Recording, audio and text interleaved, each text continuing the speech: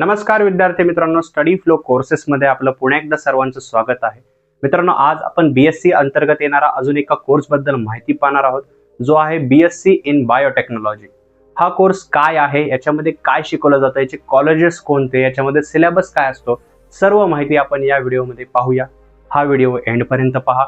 चॅनलवर नवीन असाल सबस्क्राईब नक्कीच करा. So let's begin.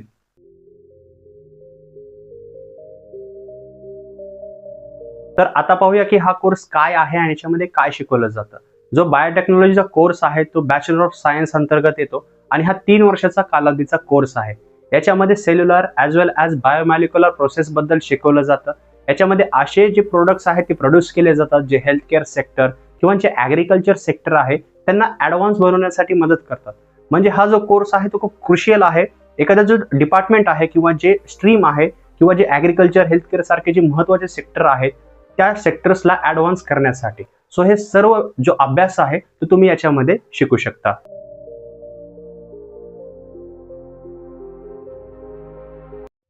तर आता आपण याची ऍडमिशन प्रोसेस पाहूया. तर याची ऍडमिशन प्रोसेस खूप सोपी आहे. तुम्ही जर 12वी पास आउट असाल तर तुम्ही याच्यासाठी ऍडमिशन घेऊ शकता. आता 12वीच का, तर हा एक अंडर ग्रॅज्युएट म्हणजे डिग्री स्तरावरील कोर्स आहे. त्यासाठी तुम्हाला 12वी पास आउट असणे गरजेचे आहे. याच्यामध्ये तुम्ही फिजिक्स, केमिस्ट्री, बायोलॉजी किंवा मॅथ असे विषय असतील तर इझिली तुम्ही ऍडमिशन घेऊ शकता. पण त्यासाठी तुम्हाला 55 to 60% मार्क्स सहित पास आउट असणे गरजेचे आहे. जे कास्टमध्ये विद्यार्थी येतात, ज्यांना रिझर्वेशन आहे, त्याचबरोबर असे विद्यार्थी जे की PWBD आहेत, अशा विद्यार्थ्यांना जे आहे त्याच्यामध्ये सूट दिली जाते. कमीत कमी 5% सूट असते. म्हणजे जनरलसाठी जर 60% लागत असतील तर 55% मध्ये तुम्हाला ऍडमिशन मिळून जाऊ शकतं. त्याचबरोबर काही कॉलेजेस एंट्रन्स एक्झाम ठेवतात. त्या एंट्रन्स एक्झाम पास आउट होणे, मेरिटमध्ये येणे आणि शॉर्टलिस्ट होणे गरजेचे आहे, जे टॉप टिअरचे कॉलेजेस आहेत. अदरवाईज बाकीच्या कॉलेजमध्ये तुम्हाला 12वीच्या मार्कवर इझिली ऍडमिशन मिळून जाते.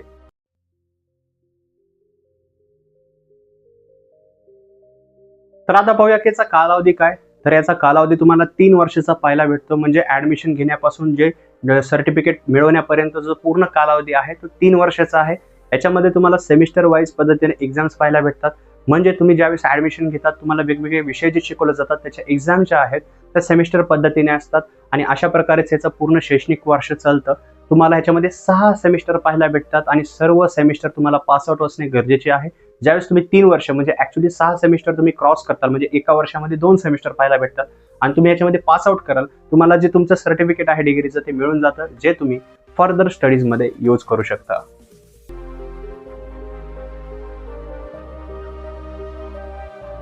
तर आपण जसं पाहिलं की याच्यामध्ये तुम्हाला 3 वर्षाचा हा कोर्स पाहायला भेटतो आणि सेमिस्टर वाईज पद्धतीनं तुम्हाला सिलेबस पाहायला भेटतो. आता ह्याच्यामध्ये सिलेबस कोणकोणता बघा, बायोटेक्नॉलॉजी आहे पण विषय कोणकोणते पाहायला भेटतात हे विस्तृत पद्धतीने वाचायचे असेल तर डिस्क्रिप्शनमध्ये लिंक आहे. बट मी तुम्हाला शॉर्टमध्ये सांगेल की इथे तुम्हाला कोणकोणते विषय पाहायला भेटतात. So as you can see on the screen, याच्यामध्ये तुम्हाला macromolecular structure and analysis, biophysics and instrumentation, cell structure and dynamics, bio mathematics first, त्याचबरोबर chemistry, organic mechanism in biology, principles of transmission genetics, principle of microbiology, त्याचबरोबर introduction to C programming and digital logics, microbial genetics, principle of immunology, plant biotechnology, molecular genetics, animal biotechnology, DNA typing, त्याचबरोबर environmental biotechnology, industrial biotechnology, model organisms in human genome, त्याचबरोबर elements of management introduction and entrepreneurship and medical biotechnology. असे खूप सारे विषय जे आहेत तुम्हाला याच्यामध्ये पाहायला भेटतात. याच्यापेक्षा विस्तृत विषय आहेत ज्याचं तुम्हाला रीड करायचं असेल तर लिंक डिस्क्रिप्शनमध्ये आहे, चेकआउट करायला विसरू नका.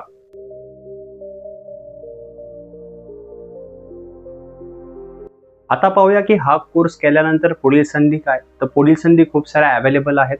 तुम्ही याच्यामध्ये टीचर बनू शकता किंवा कन्सल्टन्सी आहेत, टाटा कन्सल्टन्सी, टेलिकम्युनिकेशन सर्व्हिसेस खूप साऱ्या आहेत, त्याच्यामध्ये सुद्धा जाऊ शकता. साऊंड्स वियर्ड पण खूप सारे असे ॲमेझॉन सारखी खूप मोठ्या कंपन्या सुद्धा आहेत, टॉप रिक्रुटर्स आहेत, तिथं सुद्धा जॉब्स अवेलेबल आहेत. पण प्रायव्हेट सेक्टरला तुम्हाला जॉब याच्यामध्ये पाहणे थोडेसे अवघड जाईल. पण मी जर तुम्हाला सजेस्ट करू शकतो तर पुढे तुम्ही याच्यामध्ये MSc करू शकता.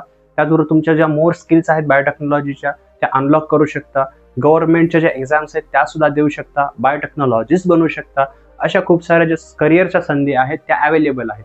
त्याचे टॉप रिक्रुटर्स कोणते, जॉब अजून कोणकोणते अवेलेबल आहेत जेवढे मी रिसर्च केलेले आहे त्याचा जॉब रोल, त्याचबरोबर याच्यामध्ये तुम्हाला पॅकेज ॲव्हरेज किती मिळू शकतं, कॉलेजेस त्यांची फीस किती ॲव्हरेज असू शकते, म्हणजे वार्षिक फी किंवा पूर्ण कोर्सची फी किती लागू शकते, या सर्व गोष्टींची डिटेल्ड माहिती मी डिस्क्रिप्शनच्या लिंकमध्ये दिलेली आहे. त्याच्यामुळे विसरू नका ती लिंक चेकआउट करायची.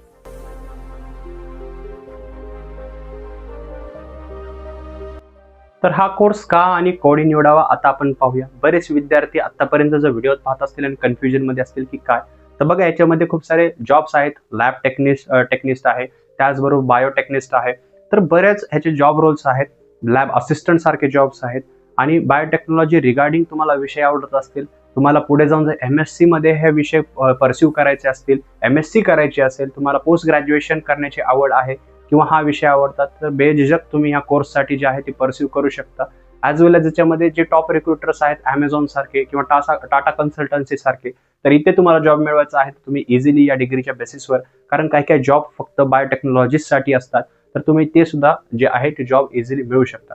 मित्रांनो, त्याचबरोबर तुम्हाला काही कन्फ्युजन असेल किंवा जॉब बद्दल तुम्हाला विस्तृत पद्धतीने वाचायचं असेल की कोणकोणत्या जॉब्स आहेत, आपण इथं सांगू शकत नाही कारण व्हिडिओ खूप लेंदी होऊन जाईल. रीड करायला डिस्क्रिप्शनच्या लिंकमध्ये क्लिक करून विसरू नका. व्हिडिओ जर आवडला असेल तर लाईक करा. काही प्रश्न असतील तुमचे तर कॉमेंटमध्ये विचारायला विसरू नका.